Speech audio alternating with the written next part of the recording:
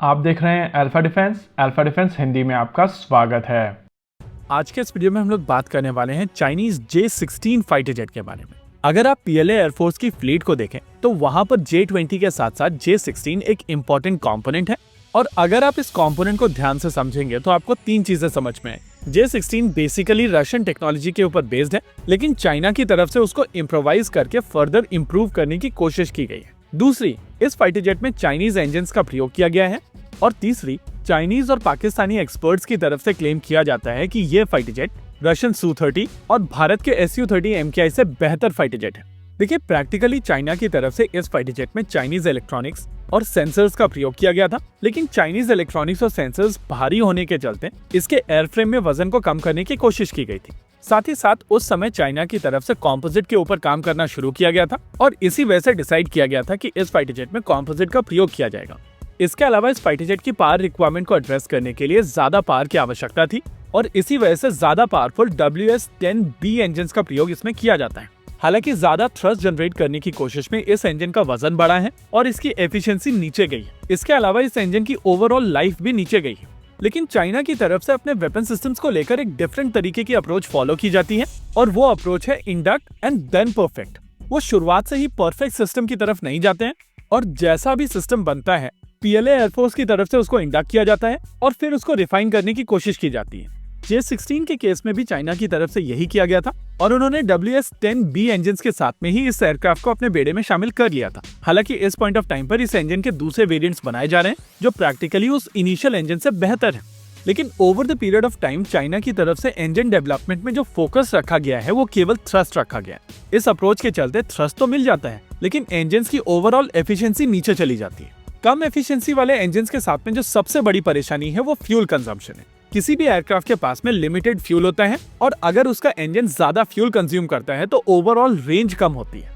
Japanese media की तरफ से चाइना और रशिया की जिस एक्सरसाइज को एक्सपोज करने की बात कही जा रही है उसमें बातचीत केवल J-16 की रेंज को लेकर है, और अभी तक जो चीजें हम लोगों ने डिस्कस की है एग्जैक्टली उन्हीं चीजों को यहाँ पर हाईलाइट किया गया है। सी ऑफ जापान में रशिया और चाइना साथ में मिलकर एक एक्सरसाइज कर रहे थे, और इस एक्सरसाइज के दौरान दोनों ही देशों की तरफ से अपने बॉम्बर्स को वहां पर डिप्लॉय किया गया था।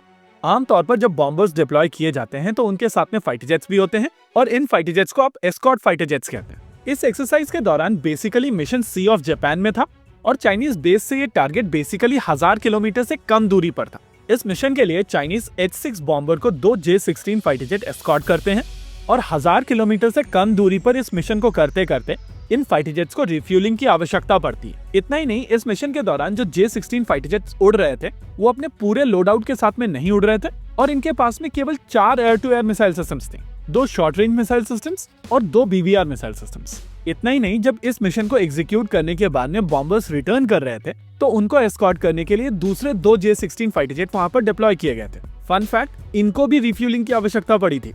इस पूरे मिशन को हाईलाइट करके जापानीज मीडिया ये बताना चाहती है कि J-16 की जो रेंज क्लेम की जाती है यानी कि 4000 किलोमीटर, वो रेंज केवल पेपर पे ही अचीव की जा सकती है, और इन रियलिटी इसकी कॉम्बैट रेडियस 1000 किलोमीटर से भी कम है। वैसे बहुत सारे लोग हमारे यहाँ पर भी ये क्वेश्चन पूछेंगे कि इससे हम लोगों को क्या फर्क पड़ रहा है। J-16 काफी अच्छे खासे नंबर में चाइना ने अपने बेड़े में शामिल किए हुए हैं, और अगर इनका कॉम्बैट रेडियस 800 किलोमीटर तक का ही है तो भी ये काफी इफेक्टिव सोल्यूशन है। देखिए, एक कॉम्प्लेक्सिटी है इंडिया और चाइना के कॉन्टेक्स्ट में फाइटर जेट्स को लेकर। तिब्बत के ऊपर हवा काफी थिन है, और जो भी फाइटर जेट जितनी भी रेंज के साथ में आते हैं उन सभी फाइटर जेट की इन इलाकों में रेंज कम हो जाती है। ऐसे में अगर टिपिकल Su-30 की कंपैरिजन में J-16 की रेंज कम है और फिर ये फाइटर जेट तिब्बत के ऊपर उड़ते हैं तो इनकी रेंज फर्दर कम हो जाएगी। और सबसे इंप्रेसिव चीज ये है कि ये WS-10B इंजन J-10C के ऊपर भी यूज किया जाता है। ओवरऑल इस बात में कोई दो राय नहीं है कि चाइना की तरफ से काफी अच्छा काम किया गया है अपनी फाइटर जेट फ्लीट को लेकर, लेकिन चाइनीज फ्लीट पेपर के ऊपर जितनी स्ट्रांग दिखती है रियलिटी में उतनी स्ट्रांग है नहीं। हालांकि मैं यहाँ पर जानता हूँ कि मुझे यहाँ पर एक टॉन्ट मिलेगा कि भारतीय वायुसेना तो पेपर पे भी स्ट्रांग नहीं है। देखिए, इस पूरे वीडियो के दौरान हम लोगों ने भारतीय वायुसेना के बारे में बातचीत नहीं की है, क्योंकि भारतीय वायुसेना इस समय स्टार्ट टू बिल्ड मोड में है, लेकिन PLA air force already building mode में है, और उनकी ये जो बिल्डिंग मोड में सिचुएशन है वो बहुत ज्यादा अच्छी नहीं है, स्पेशली तब जब आपके adversaries Japan, south Korea, Bharat और यूएस हों। वैसे काफी हद तक ताइवान, वियतनाम, फिलीपींस, इनके खिलाफ भी चाइना को कुछ नंबर्स डिप्लॉय करने पड़ेंगे। ओवरऑल जापानीज मीडिया की तरफ से ये जो पूरा इवेंट हाईलाइट किया गया था, ये हम लोगों को चाइनीज एयरफोर्स में स्नीक पीक करने का मौका देता है।